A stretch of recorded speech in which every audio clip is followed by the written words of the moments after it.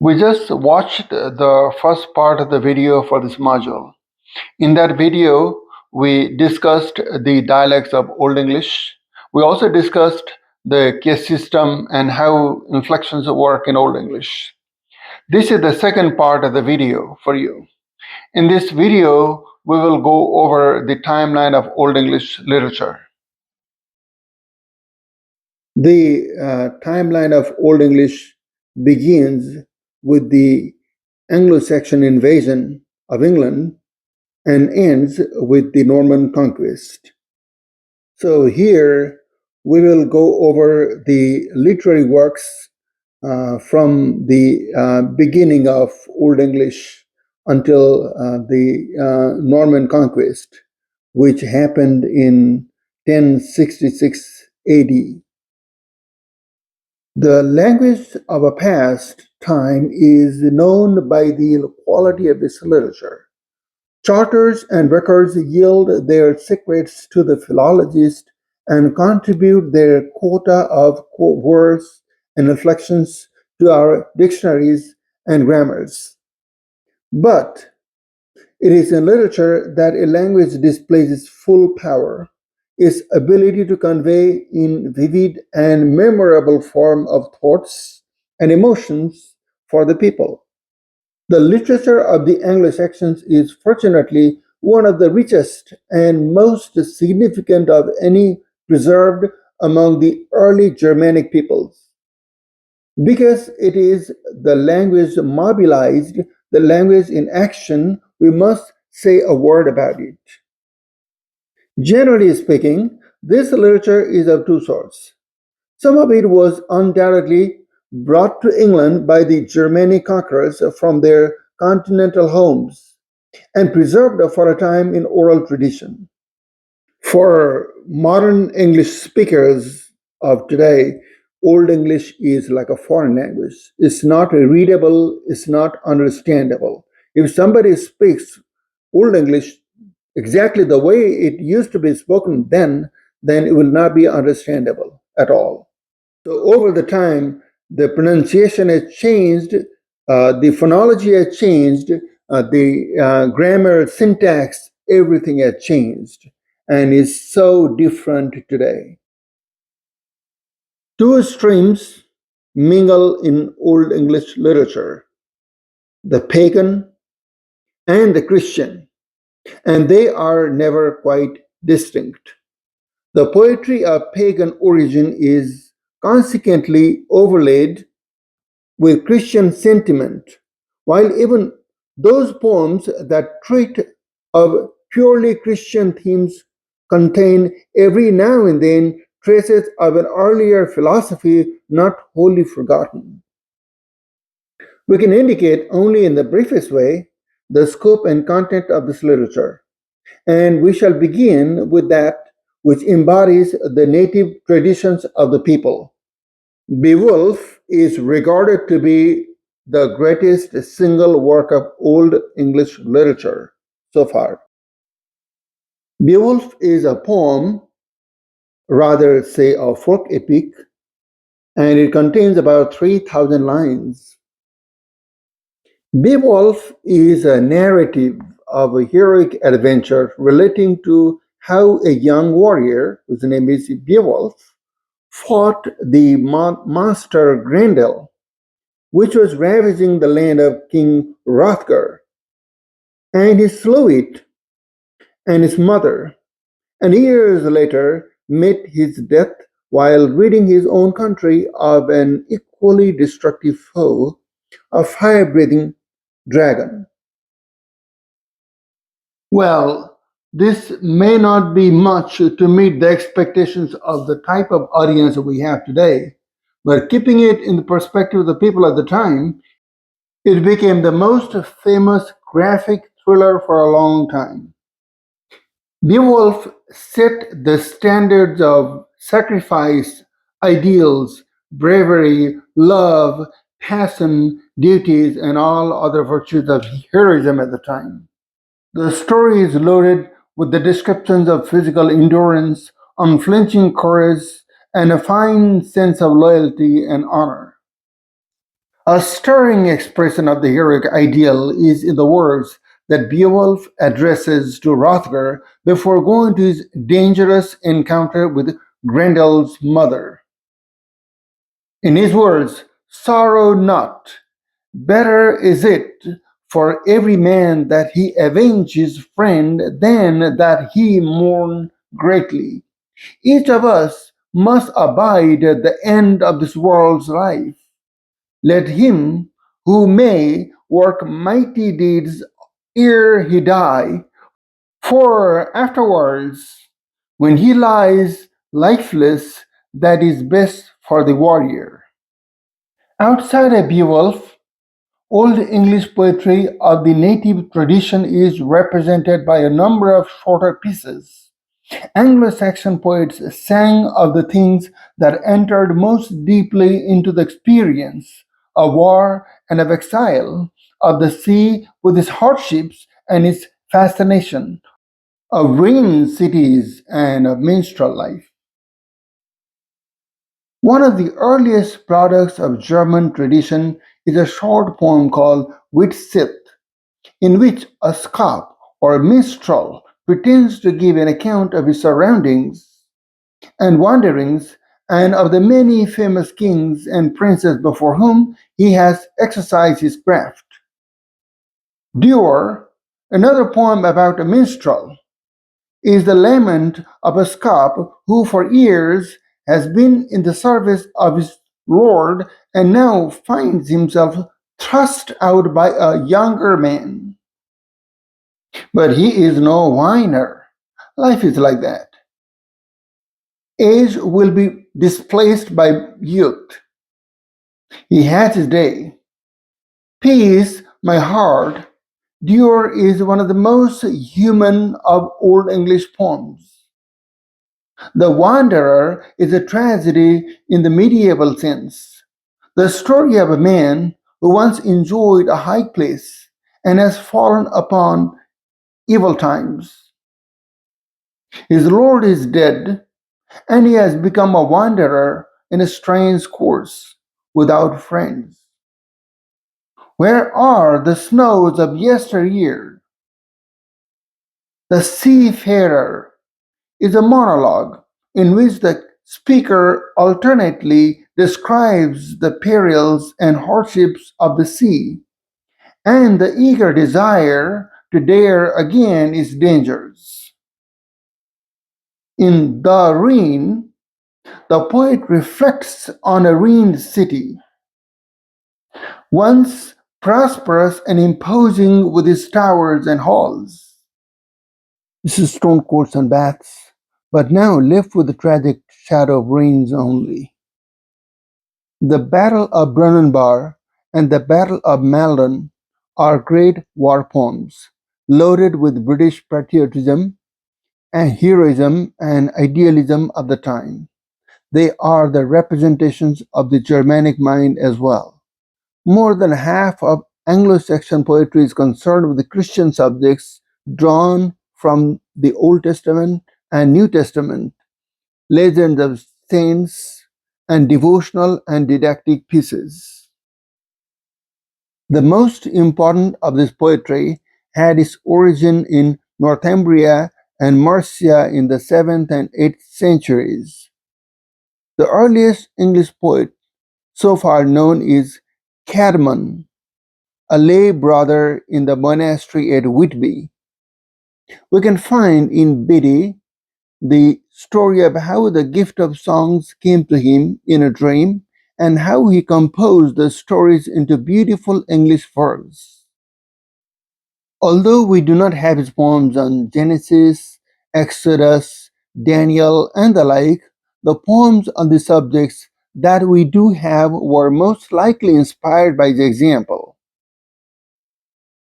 An Anglian poet named Cynewulf wrote at least 4 poems on religious subjects, into which he ingeniously wove his name by means of runes. 2 of these, Juliana and Eileen, tell well-known legends of saints. A third, Christ, deals with Advent, the Ascension, and the Last Judgment.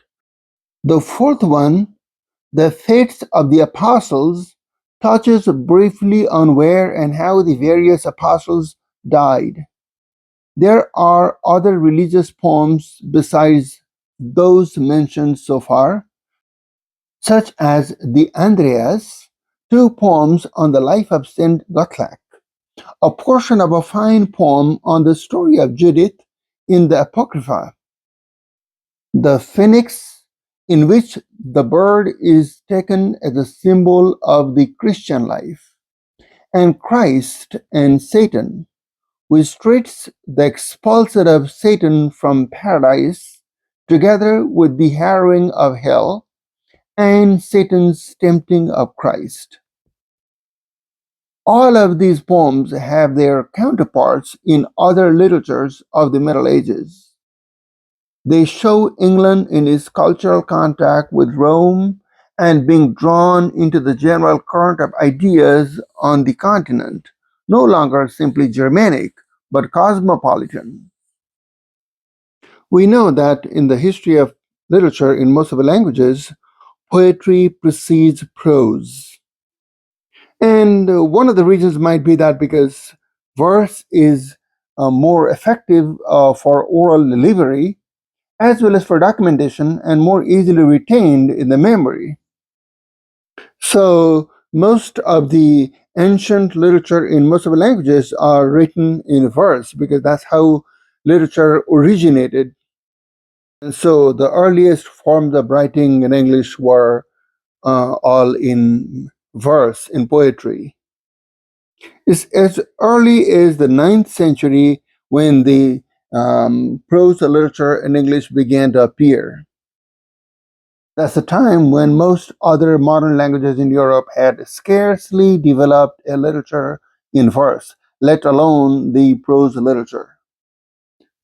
This can be considered to be a great accomplishment as far as the history of English literature is concerned, compared with other modern languages in Europe. This excellent accomplishment was due to the inspiration of one man, Alfred the Great, who lived in the 9th century. He was an Anglo-Saxon king and he ruled England, and he had a great taste for literature and art. He was one of the most successful military leader and a statesman of his time. He greatly valued the power of knowledge, art, and education. And as soon as he came to power, he realized that England was lagging behind in knowledge and power compared to other European nations. He believed that a country can be powerful, safe, and prosperous if its citizens acquire education and learning. Therefore, he campaigned to learn Latin or translate the books in Latin into English. Unlike most other military leaders of his time, who were obsessed only on fighting and expanding their territories, he was devoted to readership and scholarship. First, as a guide for the clergy, he translated the pastoral care of Pope Gregory, and then, in order that the people might know something of their own past, he inspired and may well have arranged for a translation of Bede's Ecclesiastical History of the English People. A history of the rest of the world also seemed desirable and was not so easily to be had. We know that Christianity originated in the Middle East and it spread in Europe afterwards by replacing the European indigenous religions. The pre Christian European religions were very diverse in their spiritual practices, most of which were polytheistic, worshipping a wide range of gods and goddesses in the form of idols. Some of the famous ones that we know today are Greek, Roman, and Norse gods and goddesses that were worshipped in Greece, Italy, and Scandinavia. The original religion of the people of England was Celtic, which had a number of gods and goddesses the same way, and it was polytheistic.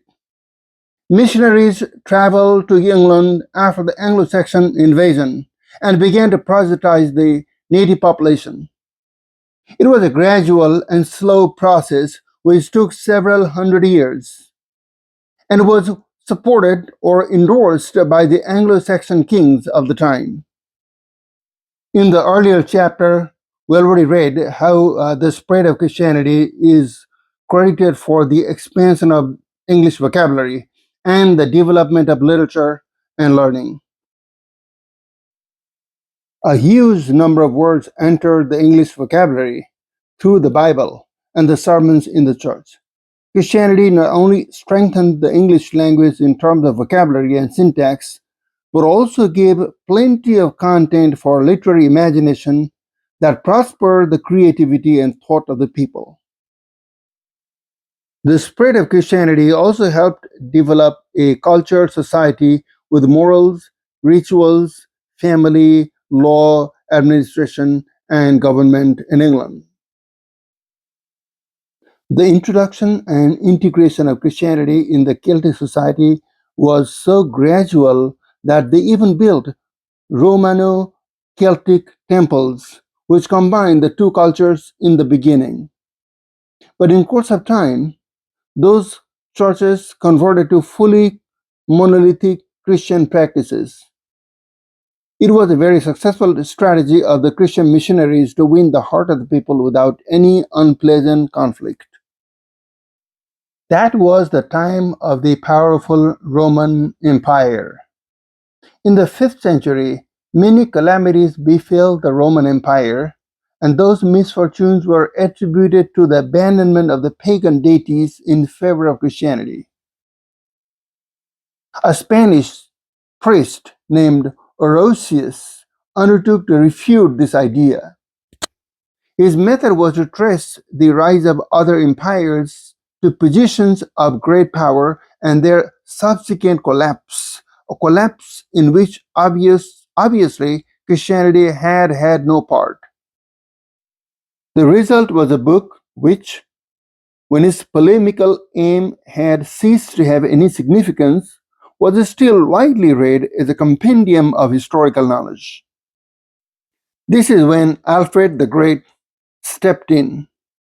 He translated this book with omissions and some additions of his own. A fourth book that he turned into English from Latin was the Consolation of Philosophy by Boethius, one of the most famous books of the Middle Ages. Alfred the Great also caused a record to be compiled of the important events in English history, past and present, and this continued for more than 2 centuries after his death. And this is the well-known Anglo-Saxon Chronicle. King Alfred the Great was the founder of English prose. There were others also who carried on the tradition. Among them is Alfric, the author of 2 books of homilies and numerous other works. Wulfstan is another English prose writer of the time. His sermon to the English is an impassioned plea for moral and political reform. The oldest collections of church sermons is the Blickling Homilies, found in a 10th century manuscript. The Blickling Homilies are a collection of anonymous homilies from Anglo-Saxon England. They are written in Old English and were written down at some point before the end of the 10th century, making them one of the oldest collections of sermons to survive from medieval England. The other main witness being the Versailles Book. Their name derives from the Blickling Hall in Norfolk, which once housed them. The manuscript is now at Princeton. So far, we have talked about prose writings with a Christian theme. There also appeared some prose writings that were secular in nature or that didn't have Christianity as the dominant theme. A single example of a classical romance has survived, A fragment of the story of Apollonius of Tyre was translated in the 11th century from the Gesta Romanorum.